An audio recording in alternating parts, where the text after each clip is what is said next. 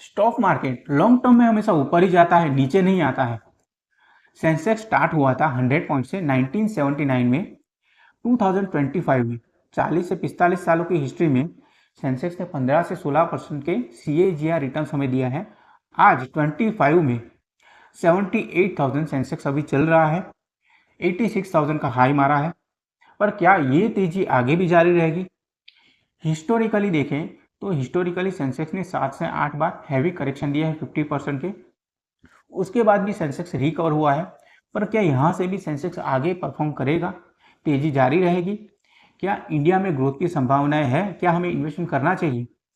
इसके ऊपर हम फोकस करेंगे, उसके कुछ बुलेट्स पॉइंट्स के बारे में बात करेंगे। वीडियो में बने रहिए अंत तक। मैं हूं कृणाल पारे। चैनल को सब्सक्राइब नहीं किया है तो एक बार चैनल को जरूर से सब्सक्राइब कर लीजिए। हिस्टोरिकली देखें तो सेंसेक्स ने 7 से 8 बार बड़े हैवी करेक्शन दिए हैं। उस हैवी करेक्शन को एक बार क्विकली देख लेते हैं।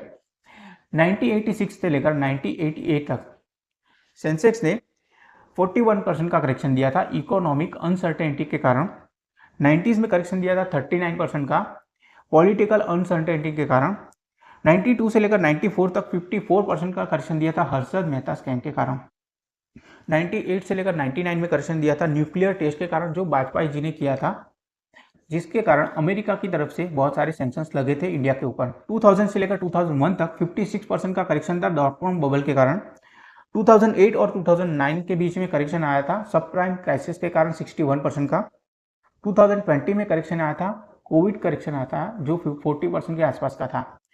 ये सभी बड़े करेक्शन के बावजूद सेंसेक्स रिकवर हुआ है और सेंसेक्स ने लॉन्ग टर्म में कभी भी निराश नहीं किया है। जिन्होंने इन्वेस्टमेंट होल्ड किया है, अच्छा इन्वेस्टमेंट क्वालिटी इन्वेस्टमेंट किया है, उसमें सबको अच्छे रिटर्न्स मिले हैं। पर क्या यहाँ से सेंसेक्स आगे भी तेजी जारी रखेगा? हमें क्या इन्वेस्टमेंट करना चाहिए? उसके ऊपर हम बात करेंगे। उसके कुछ बुलेट पॉइंट्स हैं जो मैंने एनालाइज किए हैं, जिसके ऊपर लगता है कि सोचने के बाद कि इन्वेस्टमेंट आगे भी हमें करना चाहिए, तेजी आगे भी जारी रहेगी। पहला पॉइंट है, इंडिया दुनिया का सबसे ज्यादा पॉपुलेशन वाला देश है। अगर पॉपुलेशन ज्यादा हुई तो डिमांड भी, सीधी सी बात है, डिमांड भी उसी कंट्री में रहेगी ज़्यादा, और डिमांड ज़्यादा रहेगी तो कंजम्पशन भी ज़्यादा होगा, और कंजम्पशन ज़्यादा रहा तो ग्रोथ भी ज़्यादा वहाँ पर ही होगी। प्लस इंडिया सबसे यंगेस्ट कंट्री है, यानी 35 ईयर्स के आसपास की 40% पब्लिक है यहाँ पर। तो डिमांड, सीधी सी बात है, डिमांड यहाँ पर ही रहेगी। तो आगे भी ये ग्रोथ जारी रहेगा और इंडिया अभी सबसे तेजी से बढ़ने वाली अर्थव्यवस्था भी है। अपनी ग्रोथ रेट 6.5% के आसपास अभी भी है। तो आगे भी ये ग्रोथ जारी रहने की संभावना है दूसरे 15 से 20 साल तक। सेकंड पॉइंट है, इंडिया एक्सपोर्ट ड्रिवन कंट्री नहीं है। हम जो भी मैन्युफैक्चरिंग करते हैं, प्रोडक्शन करते हैं, उसका 90% प्रोडक्शन मैन्युफैक्चरिंग अपने देश में ही कंज्यूम होता है। एक्सपोर्ट हम बहुत ही कम करते हैं, जिसके कारण अगर दुनिया में ज़्यादा मंदी भी आती है तो अपने देश पे ज़्यादा इफेक्ट नहीं होती है। जो भी इफेक्ट होती है वो टेम्परवारी होती है।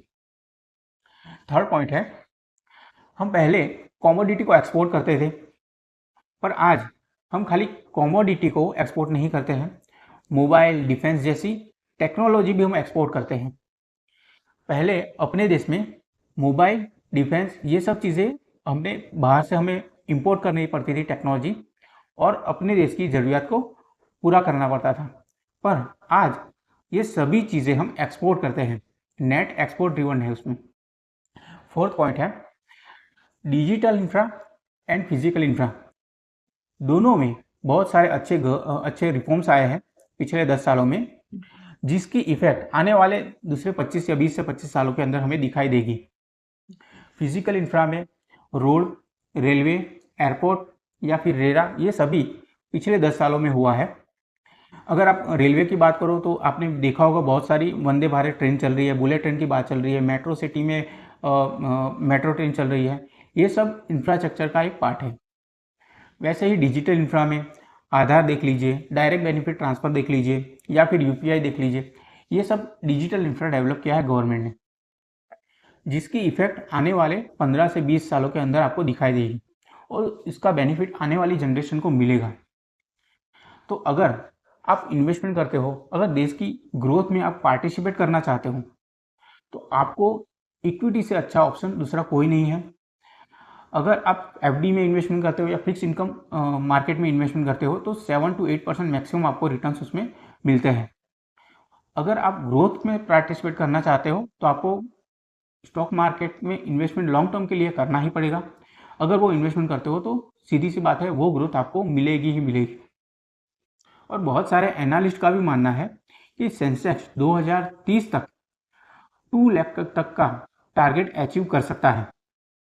अगर वो टारगेट में आपको पार्टिसिपेट करना है, ग्रोथ में आपको पार्टिसिपेट करना है, तो स्टॉक मार्केट म्यूचुअल फंड्स के सिवाय अच्छा ऑप्शन कोई नहीं है। तो आप बने रहिए। अगर आपके पास लिक्विडिटी है, इन्वेस्टमेंट अमाउंट है, तो आप जरूर से इन्वेस्टमेंट कीजिए। नहीं तो जो भी इन्वेस्टमेंट अमाउंट है आपको उसको होल्ड कीजिए। ऐसे ही इन्फॉर्मेटिव वीडियो के चैनल को जरूर से लाइक एंड सब्सक्राइब करें। अगर इन्वेस्टमेंट से रिगार्डिंग आपको कोई भी सवाल हो तो आप कमेंट बॉक्स में आप पूछ सकते हो, या फिर मुझे मेरे नंबर पे, नीचे दिए गए नंबर पे आप कॉल भी कर सकते हो। थैंक यू, वेलकम, मिलते हैं नेक्स्ट वीडियो में।